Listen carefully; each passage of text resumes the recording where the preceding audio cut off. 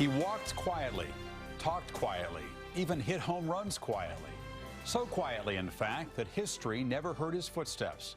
Because of Babe Ruth's power and stature, we were blinded to Hank Aaron's accomplishments. Because of Aaron's nature, the legacy of Ruth was overwhelming. When Hank's pursuit of Ruth became a national fascination, he found himself playing a very dangerous game.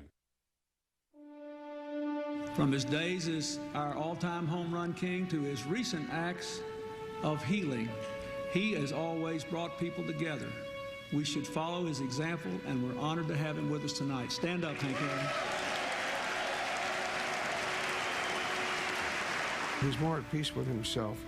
He's beginning to realize that he hasn't been totally shortchanged in his duel with Babe Ruth.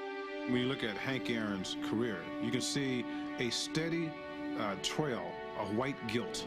And you know that white guilt existed because on the 25th anniversary, when he broke Babe Ruth's record for 714, all of a sudden, they're doing all these things.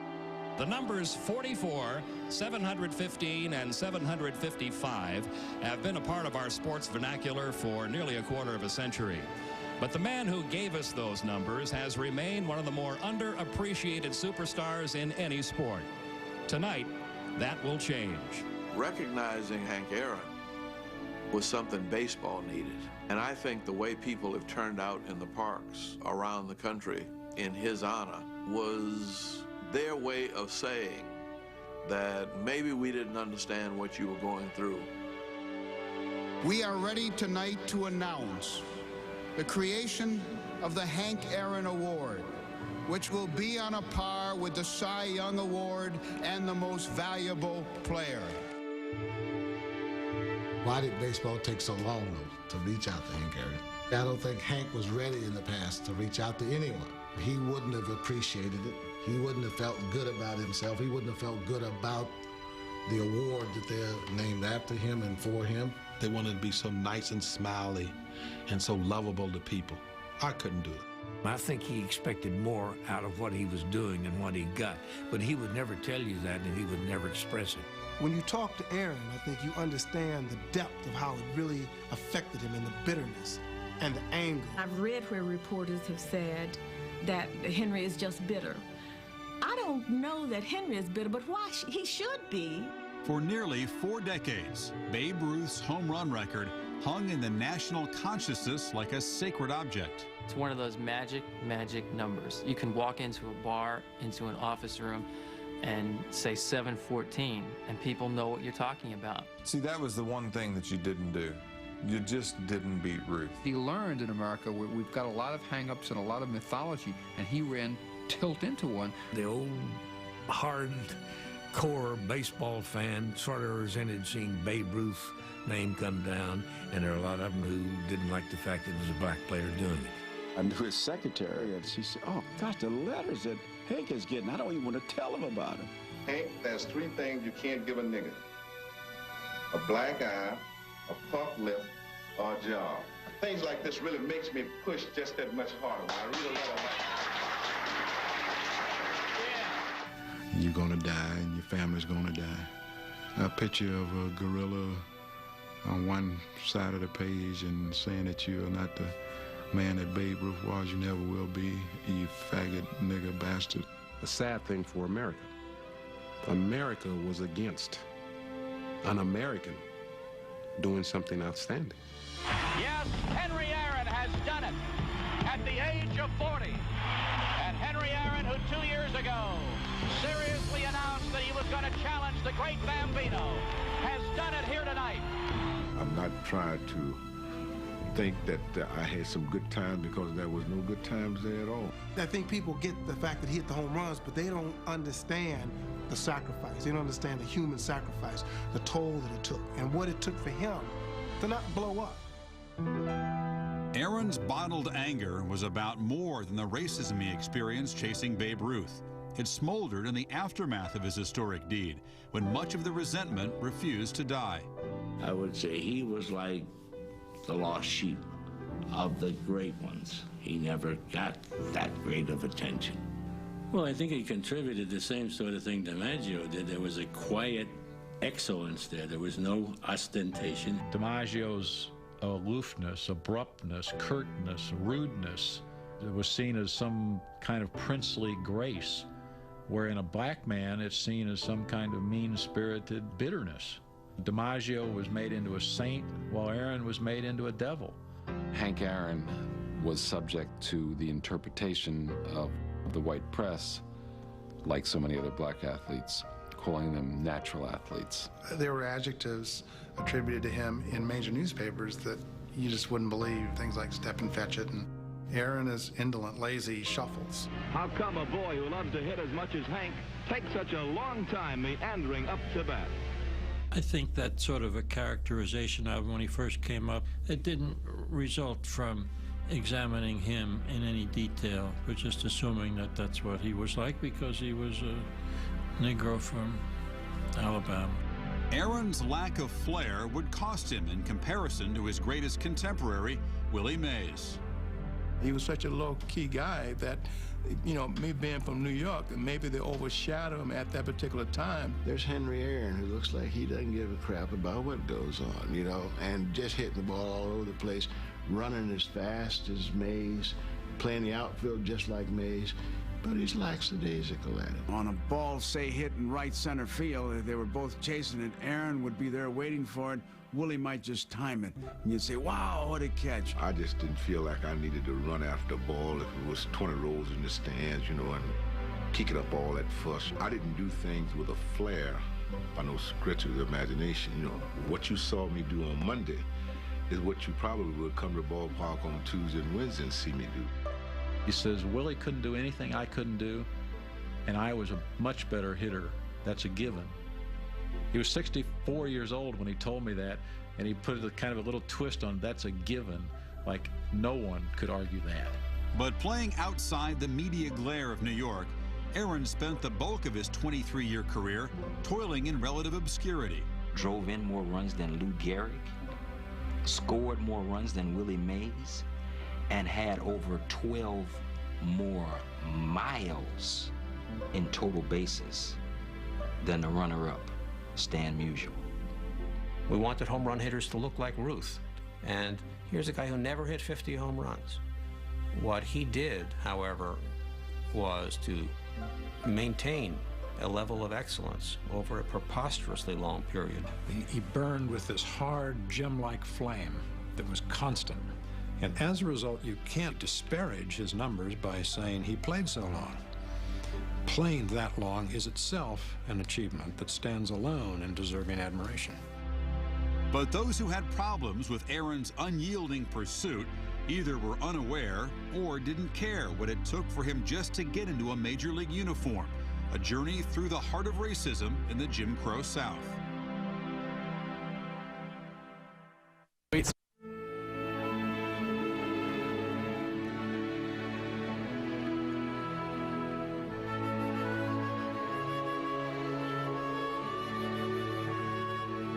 We had no electric lights, we had no inside plumbing. If you raised a hog, you raised it for the whole neighborhood.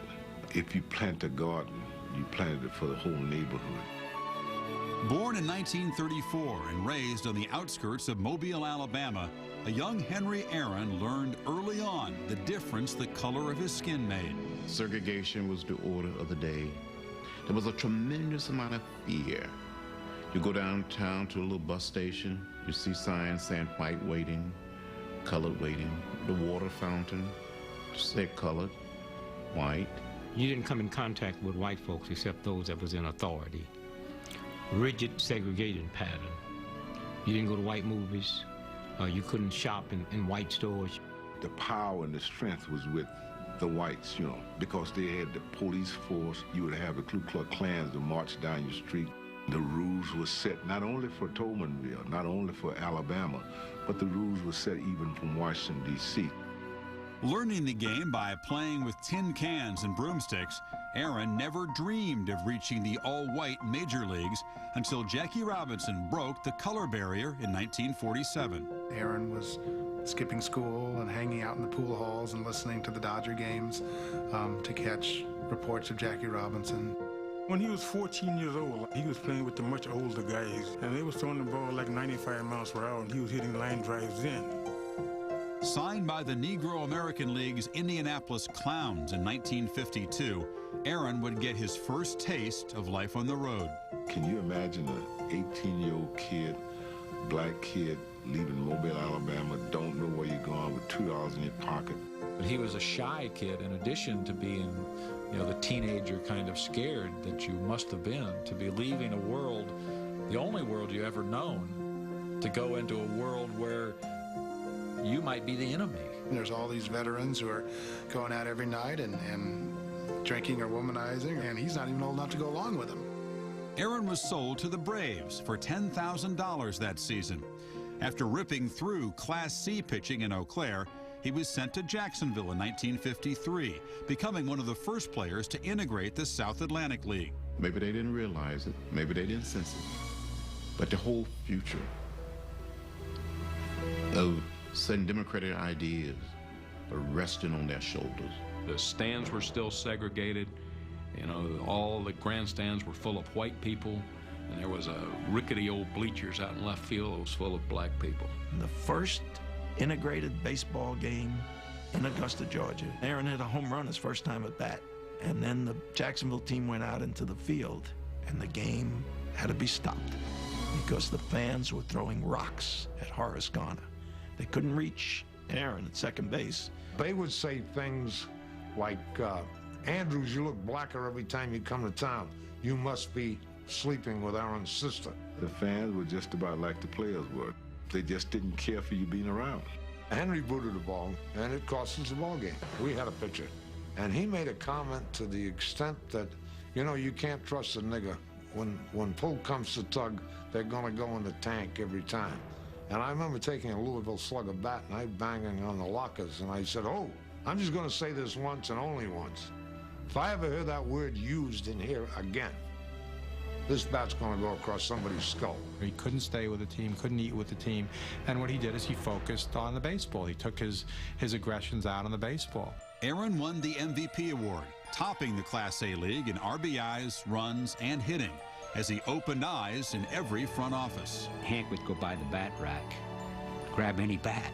It didn't make any difference to him, the weight, the length, or whatever. And he hit 362 in the league, just tore it up. We went to Jacksonville. He was playing second base, and the first time he came up, I think he hit it right out of my glove. He hit a line drive in the right center field. After playing winter ball in Puerto Rico, Aaron was scheduled to spend 1954 in the minors. But first, he was called up to the Braves spring training camp for a look-see. He was just a very quiet, unassuming kid, but the ball just jumped off his bat. I mean, everybody noticed that. Aaron had hit a ball so hard, Ted Williams heard it in the clubhouse, and he came running out and said, who hit that ball? Spring training, the Dodgers and the Braves traveled together, and Aaron was on second base, and between pitches, Robinson walked over and shoved some dirt into his shoes. So here was Aaron, a young person, and the great Jackie Robinson had shoved dirt into his shoes. What are you doing? He said, well, I have to do something to slow you down. One of the writers for the Milwaukee paper asked me what I thought of Aaron. I says, well, I'll tell you, I don't think much of him as a second baseman, but the way he swing a bat, they're going to find a place to play him. When Bobby Thompson broke his ankle, it was all Aaron needed. With only one season of winter ball in the outfield, he was suddenly the starting left fielder for the Milwaukee Braves.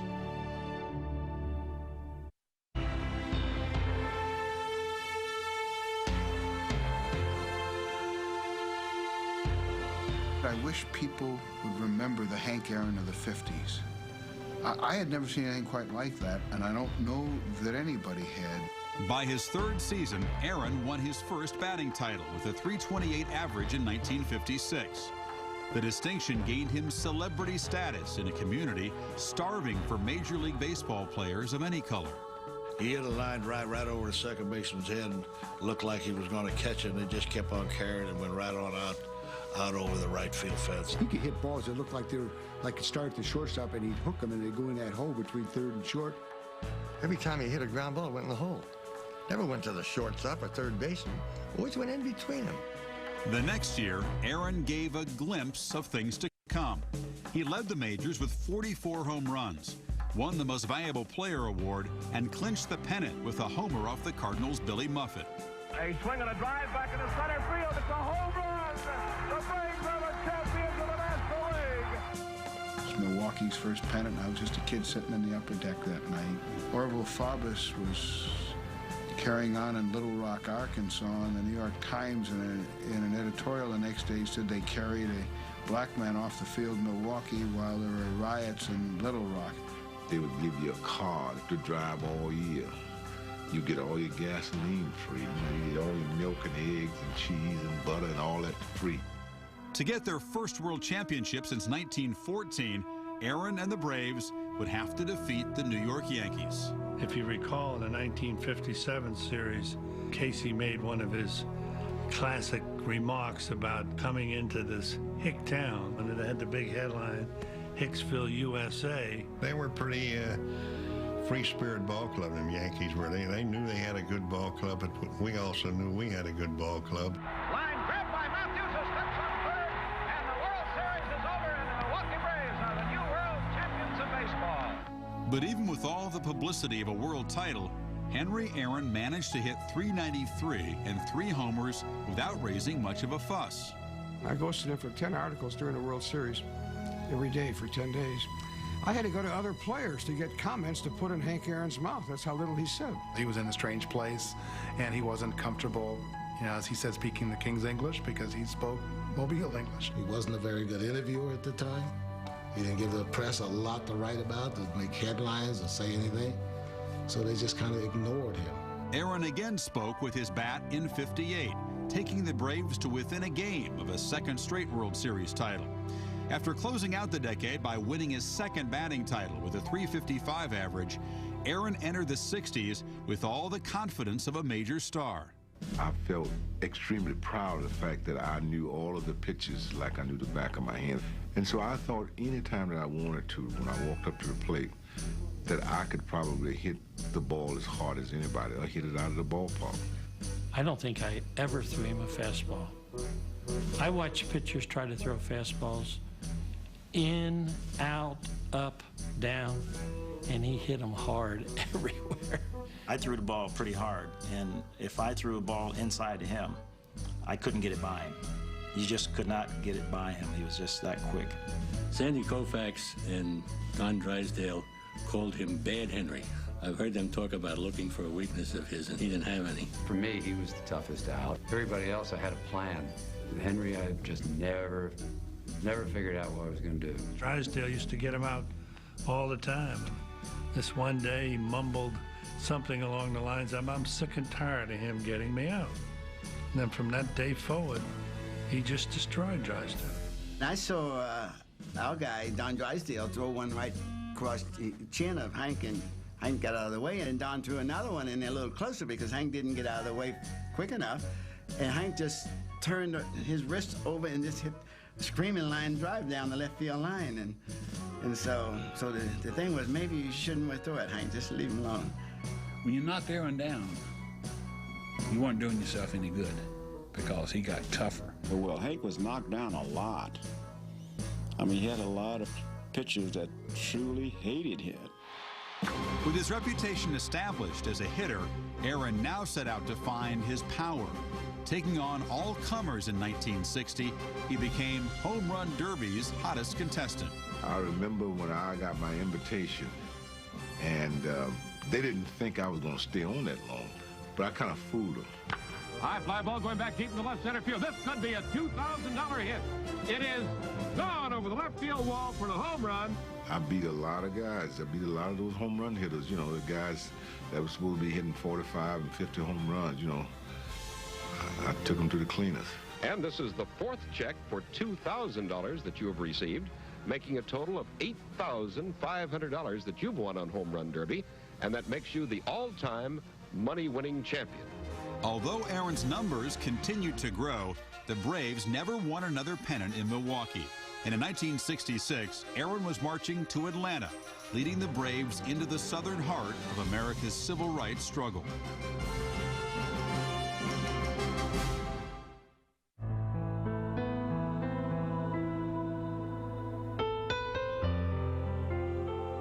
The fact that it was the first professional major league franchise in any sport to be played in the southeast the United States was a momentous event.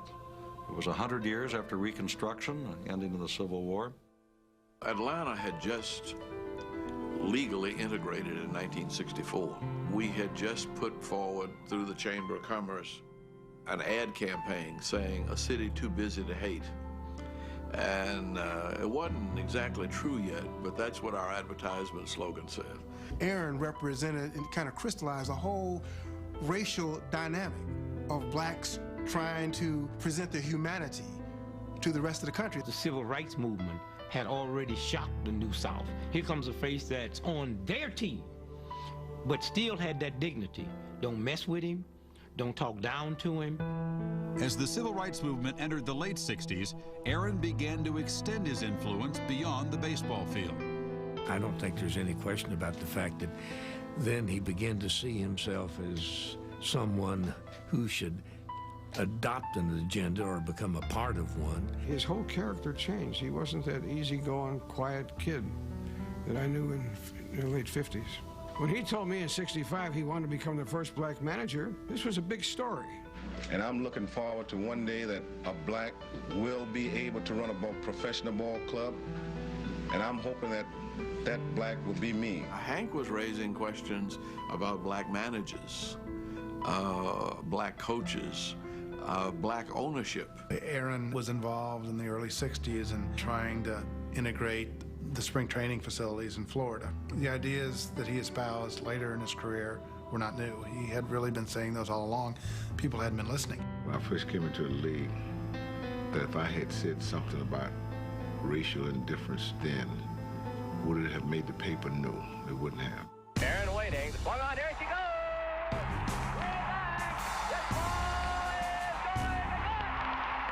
When I was in high school, I wrote a paper for an English class on why no one would ever break Babe Ruth's career home run record. And I joined a long line of people who have said this record will never be broken, when in truth it was about to be broken very quickly. By the end of the 1969 season, the 35-year-old Aaron was still 160 home runs shy of Ruth's total of 714. But Hank kept hammering away, as though time were never a factor. Hank Aaron grew on the public. We did not think of him as a home run hitter until he'd been a major leaguer for 15 years. 649 puts him in second place. Mays has 648. His reputation changed to suddenly the home run hitter who was going to break Ruth's record.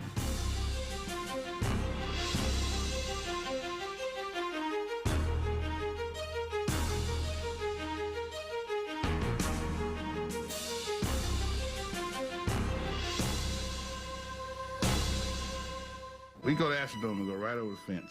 We go in Chicago, go right in the basket. And I remember one day he told me, he said, Dusty, it's not how far, it's how many. He hit 47 home runs in 1971. And when he did that, you said, wow, he's actually going to do it. That puts him over the hump. All he's got to do now is stay healthy and avoid major injury.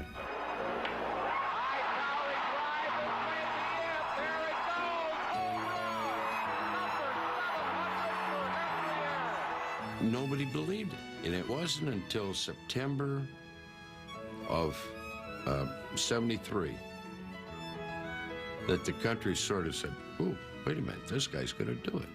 Swinging, there's a drive, left center, going, it's out of here for 7-30.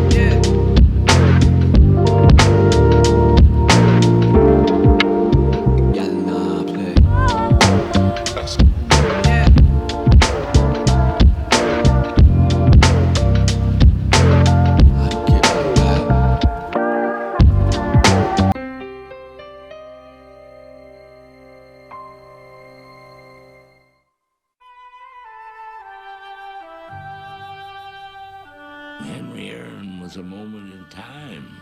We're going to see something here that has been going on for how many years with Babe Ruth?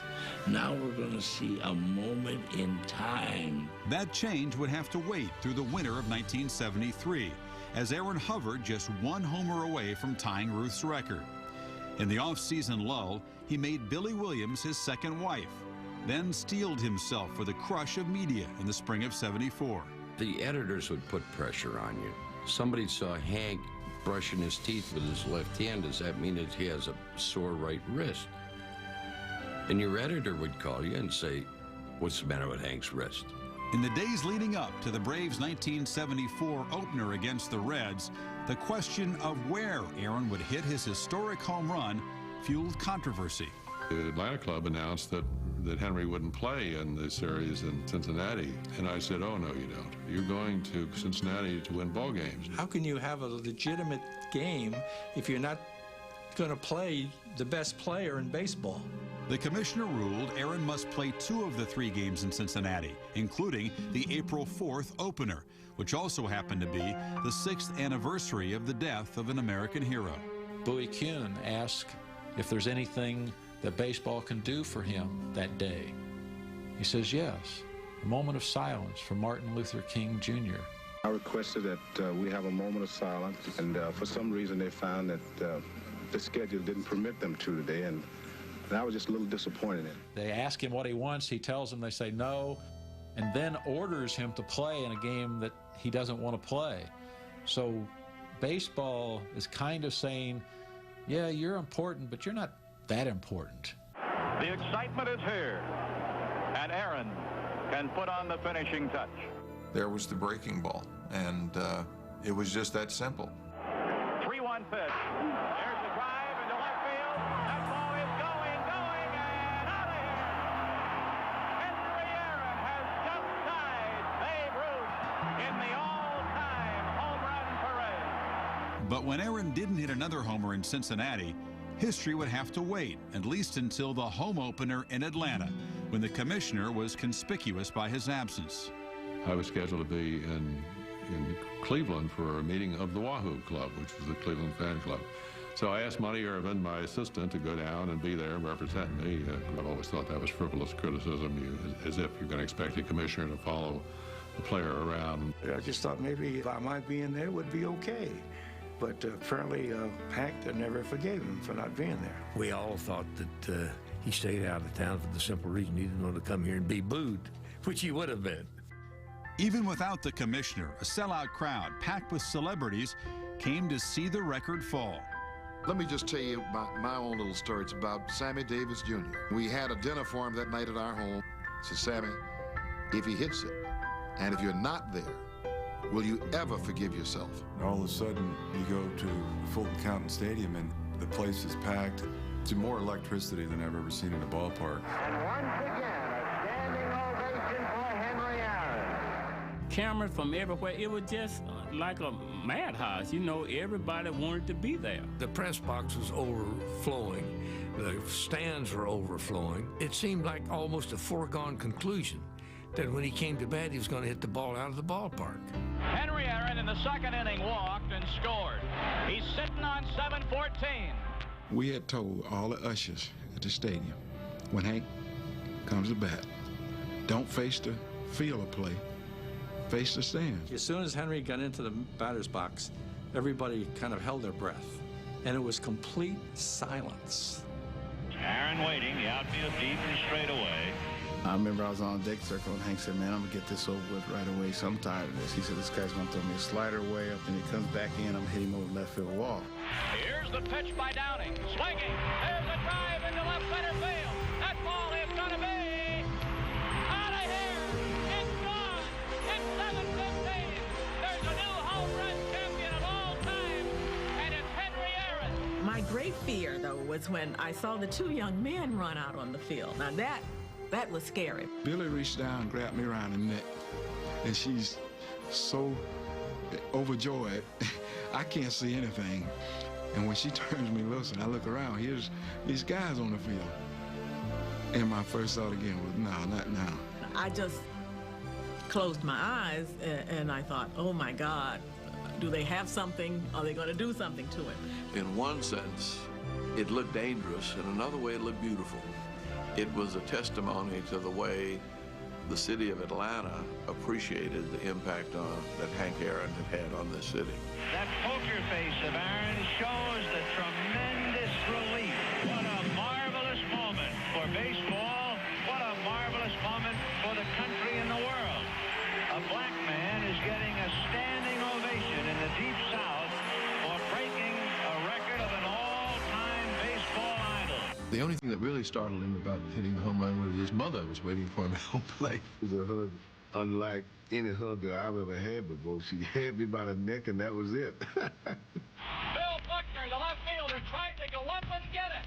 He climbed the fence, he couldn't get it. I think at the time I was making about $20,000, and they said the ball was going to be worth $50,000, so everybody was trying to get the baseball. Tom House caught the ball on the fly in the bullpen. If I would have stood perfectly still in that little 10-yard real estate area, it would have hit me right in the forehead. And then the next thing I remember was giving it to him at home plate. And I feel this tug during all the commotion. I feel this little tug on my coat, and it's Sammy Davis Jr. And he's, I gotta have the ball. I gotta have the ball. And said $20,000 for that ball. I remember telling him, I can't sell this. It's not my ball to sell. I just like to say to all the fans here this evening, I just thank God it's all over. Thank you very much. He came over to the stand where I was, and we just embraced, and he just said, I'm so glad it's over. I'm so glad it's over. There was a party at his house. He went down to the room all by himself, got down on his knee and cried. And I don't know that that would be considered to be tears of joy, just pent-up energy that he just had to release. After he broke the record, it was a different type of smile. It was in your face. We did it, and nothing happened to it.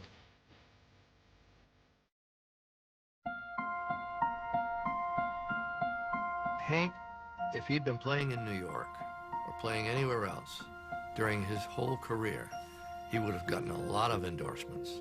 The feeling among the players and among us was that he never really got his just due as far as commercials go. When Hank Aaron got his first endorsement contract with Magnavox, it was a real breakthrough for this country, but it also, even though he was happy he got it, had to put that exclamation point out there. Why in God's name did it take me all these years, breaking all these records to get an endorsement contract? I remember the day they filmed the commercial with all the TV sets were all over the outfield. It was a disaster for Magnavox. I don't think they sold all those TV sets that they had in the outfield. He just is not marketable. When we return, Henry Aaron faces life after 7:15.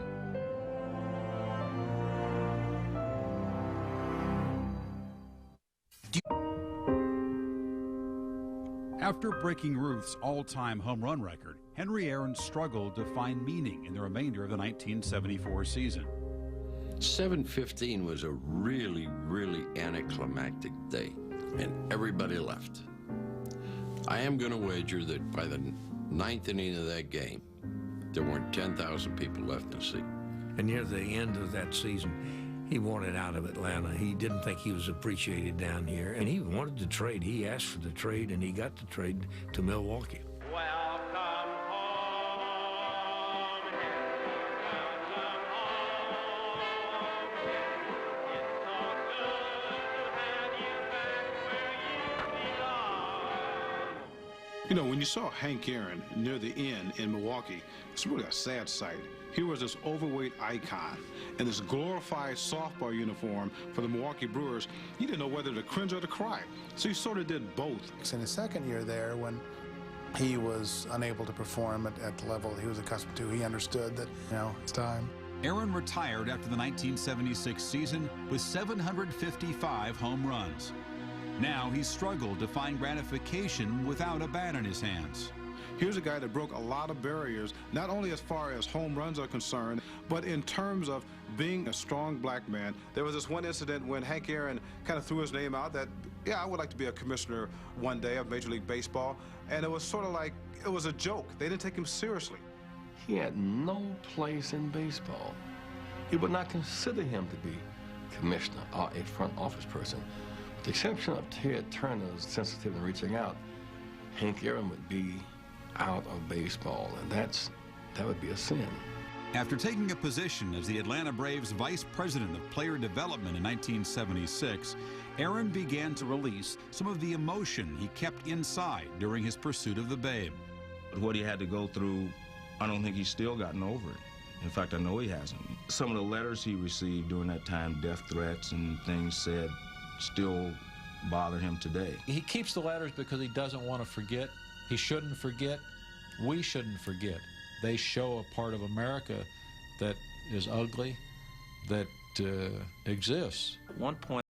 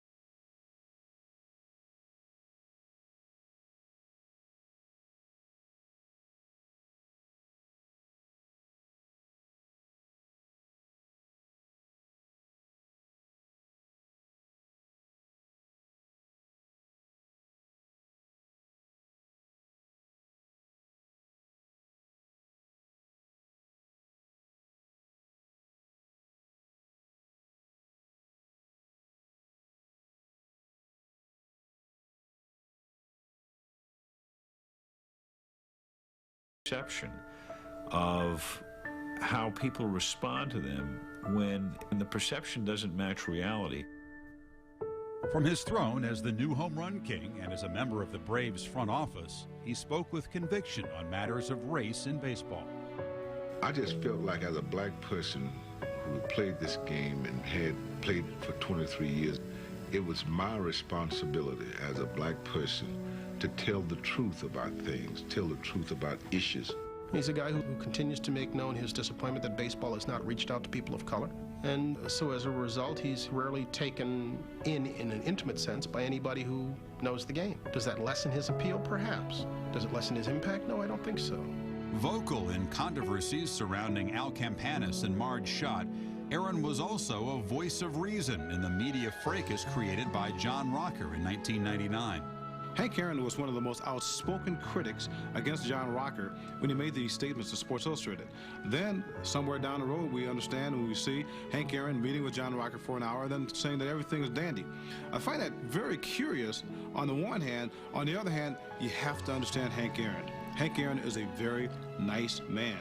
Hank Aaron is a guy that really deep down inside believes that people should get along. When Hank Aaron and Andrew Young together went to Rocker and said, all right, we'd like to hear your side of this, I think it toned a lot of the problem down in Atlanta, and I think it also raised Henry Aaron to a greater stature in baseball. Aaron's contributions to the game exceed his numbers, even to the player who passed his home run total in 2007.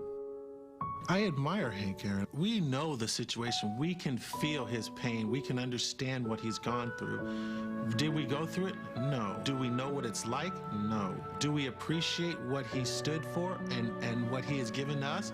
Oh, yes. The black athlete had become institutionalized in the big leagues, but none of them had taken away something sacred from the white historical record until this little guy from Mobile comes along and erases the most sacred of all records. If anything, that would be his legacy, is to put the black player over that hump. Hank Aaron ultimately proved that he was a better power hitter than Willie Mays. But because perception and location count for greatness, Aaron comes up short in the popular view. He never reached the magical threshold of 50 homers in a season and never played in New York. Too bad Hank doesn't get any points for sustained excellence, especially late in the game.